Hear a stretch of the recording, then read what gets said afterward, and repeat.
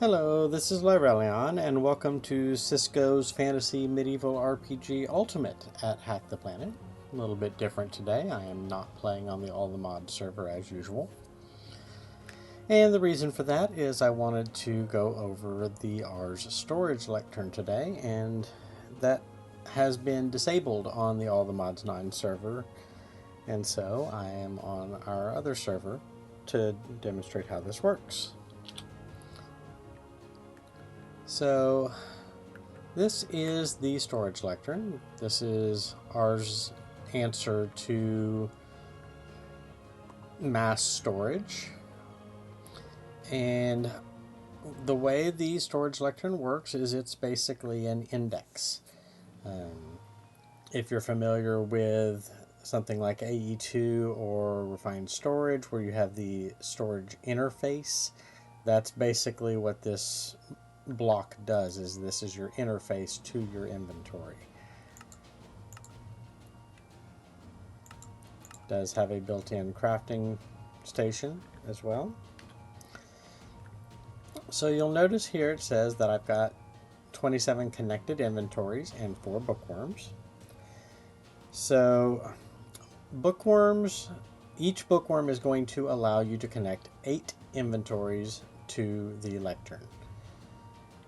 You can place any number of bookworms onto the storage lectern. Just be aware that if you have a bunch of flying entities flying around, it's probably going to create a decent amount of lag on the server. So just be careful about having too many. Now what you can do is you can place a bunch of bookworms, link up all your inventories, and then you can dispel the bookworms and it will not disconnect the inventories. So in this case, I've got 4 of these little guys flying around in here, and that's not too bad. But if you connected 30 or 40 bookworms, that could create some problems for the server.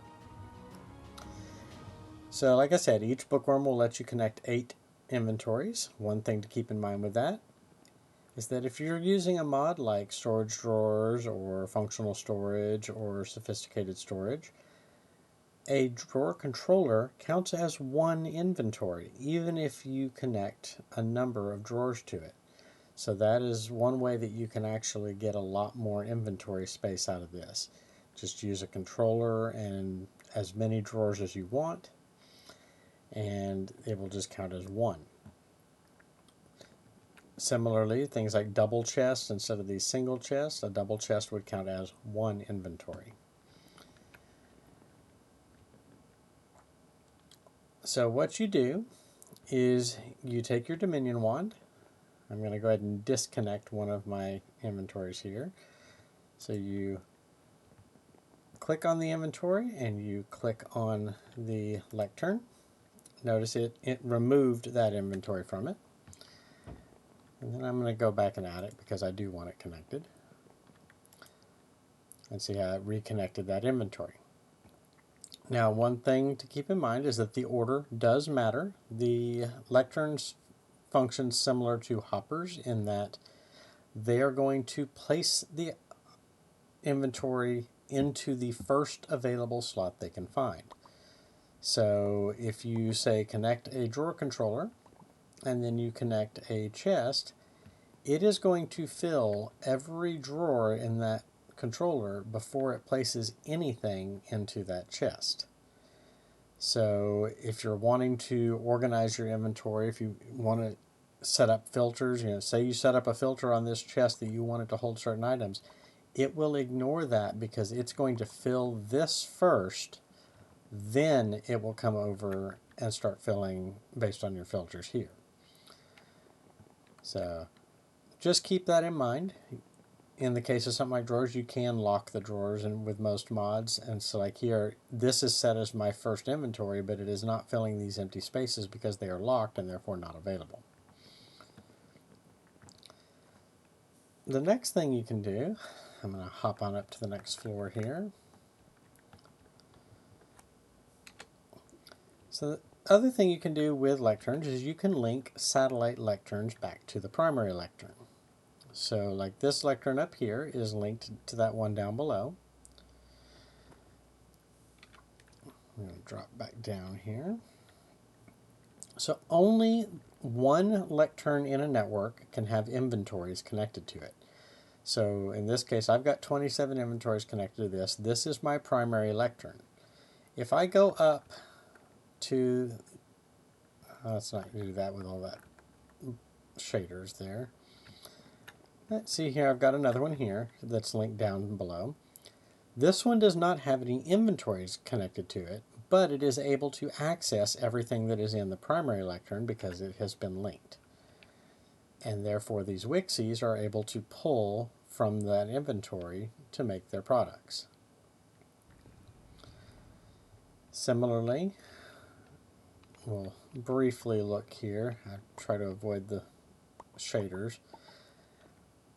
Since a Drigme hinge needs an inventory next to it for deposit, I've got my storage lectern here set as my inventory, and it is depositing directly into that primary storage below.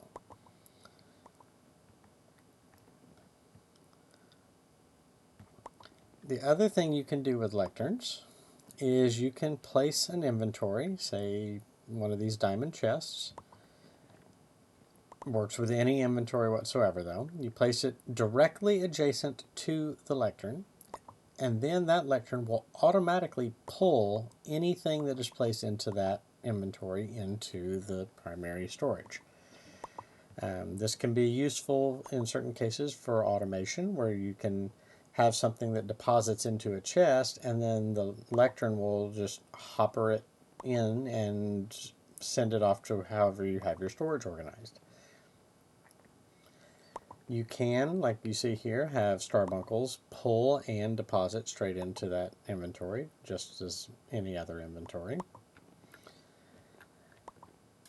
Just remember that the lectern does not have any actual internal storage space itself. If it's not linked to other inventories, it's not going to do anything for you. So just keep that in mind. This is not a storage block. It's not a massive shulker box or anything like that. It does depend on what inventories you connect to it. Something else to keep in mind is that things you may not think of as inventories per se can be linked. So something like an imbuement chamber that has a single inventory slot can be linked to a lectern. So this can be an interesting way of automatically pulling completed essences. If you set up a lectern that's connected to these imbuement chambers and then have filtered storage, you could have it where it doesn't pull the amethyst or the source gems, but does pull the completed products into that storage. I just use starbuckles for that purpose, but depending on your setup, it might be something useful for you. But that is the basics of how to set up a lectern network. Thank you for watching, and be sure to like and subscribe.